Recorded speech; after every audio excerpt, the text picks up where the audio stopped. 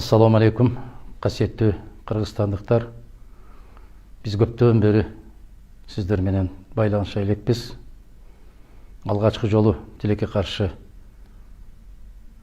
жағымсыз окуянын натыйжасында кайрылууга туура келип отурат. Барыңыздарга белгилүү болгондой, кече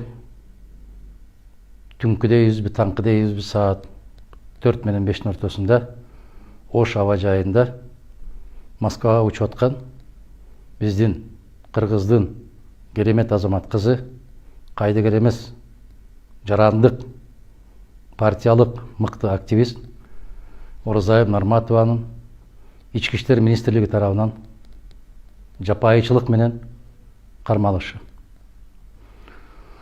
Ага коюлуп аткан доомат абдан күлкүлүү доомат. Бийликти басып алууга чакырык жасады. Качан, кай жерде, кантип? Оразай Нарматова 100 миңдеген, мүмкүн миллиондогон кыргыздын мыкты жигиттери, кыздары сыяктуу өз өлкесинде жумуш таппай, аргасыздан Россияга кетип, Москва шаарында окуп, ошол жерде иштеп, ата-энесине, туугандарына, бүтүндөй журтчулукка жардам берип жүргөн мыкты азамат кыз. Анын кармалышынын себеби бирөө гана. Дайым өзүнүн пикирин так, ачык, даана айтып келүүдө. Бүгүнкү бийликтин жасап аткан ашмалта аракеттерин баарын элге чайнап, жеткирип, түшүндүрүп берип келет. Кайдыгер эмес, чыканактай болгон кызга ушунчалык болуп асылып, жапайычылык менен аба жайынан кармап алгандыгы өтө өкүнүчтүү. Мен кече эле Азаттык радиосунда түз эфирде болуп, бул бийликтин жүзүн баса белгилеп айттым эле.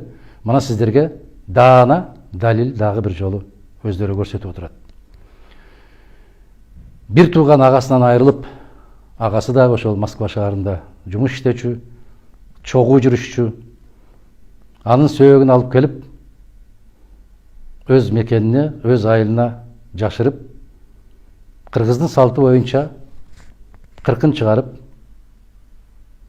Куран окутуп, бата кылып, 9-ында бейшембе күнү бул иш-чараны аяктап, түндө Москва шаарына учуп кетмек болгон. Ал кызыбыз менен чогуу жеңеси, ошол жападан жалгыз агасынын жесир калган жеңеси. Жана жетим деген сөзгө оозум барбайт. Аллахка шүгүр, чоң атасы бар. 4 эрезеге жетелек балдары. Мына ошол балдардын көз жашын тыйбай туруп, жалгыз калган агасынын, жубайы жеңесинин кайгысы өчөлөк мезгилде колун кайрып, аба жайынын тескери эшигинен бекитип, жашынып, бир өтө оор кылмышкерди кармагандай болуп, аба жайынан бекитип алып чыгып, машинага салып, Бишкек шаарын көздөй зубулдап жөнөшү, бул жапайычылык, бул айбанчылык. Эң өкүнүчтүүсү, Садыр Жапаровдун ушундай абалга түшкөндө, мен ошол кездеги бийликке дал ушинтип кайрылдым эле. Аттиң ушундай кайрылуу менен Садырга кайрылууга туура келип отурат. Уят маселе. Бул кыз бала мына ошол түндө атасы телефон чалып байланышкандан бери бизде тыным жок, уйкусуз түн өттү. Атасы жакында эле байбичесинен ажырап, андан кийин жападан жалгыз уулун жерге берип, ата кайгысына көтөрө албай турган мезгилде эң кенже кызын ушундай абалга кабылышы, мен ата катары түшүнөм, жараткан андай күндү эч кимдин башына салбасын. Эсиңе келчи айлан айындар. Эсиңерге келип токтоңгулачы. Жапайычылыктын мен билем, өзүм чечем, өзүм айтам деген саясатыңды токтотчу айлан айын. Мына ушундай саясат менен канча бийлик башын жегенин билесиңер го. Эмне үчүн сабак болбойт силерге? Эмне үчүн Кыргызстанда көчөгө батпай жүргөн чет элдиктер көбөйүп кетти? Алардын артынан түшпөй. Эмне үчүн 30 күн, бир айдай атасынын үйүндө болду? Басып барып койбой, эмне үчүн чыркыратып аба жайына келгенде кармап кетип отурасыңар? токтотпойсуңар ушул нерсени. Мен билем токтотпойсуңар, себеп токтотууга акылыңар да жетпейт, эркиңер да жетпейт, силердин намысыңар да жетпейт. Мен бардык кайдыгер эмес жарандарга кайрылам.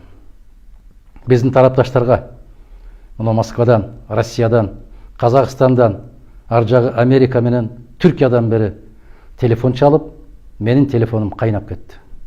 Эмне кылабыз деген суроону коюп атасыздар. Эмне кылмак элек? Конституцияда, мыйзамда биздин укугубуз кандай кармалса, мына ошону талап кылышыбыз керек. Чечкиндүү түрдө талап кылышыбыз керек. Биздин талабыбыз Ороза айымды токтоосуз түрдө бошотуу жана учактан алып калган билетин кайрадан сатып берип, кечирим суроо менен Москва шаарына узатып коюу. Өкүнүчтүүсү, ошол жетелеп бараткан жеңесинин алдындагы 4 атасыз калган балдардын кээ бир документтери Ороза айымдын сумкасында калды дейт атасы. Эми алар Москвага барып алса кандай абалда болот? Неге мынча жапайы болдуңар? Неге мынчалык жырткыч болдуңар? Эсиңер барды, этеңерди жапкыла. Мен биздин тарапташтарга кайдыгер эмес болуп, уламдан улам телефон чалып чыркырап аткандардын баарына терең ыраазычылык билдирем.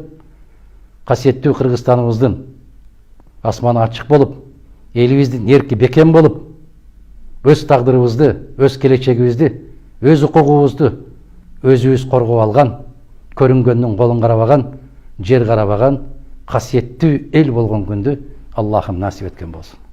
Бар болуңуздар.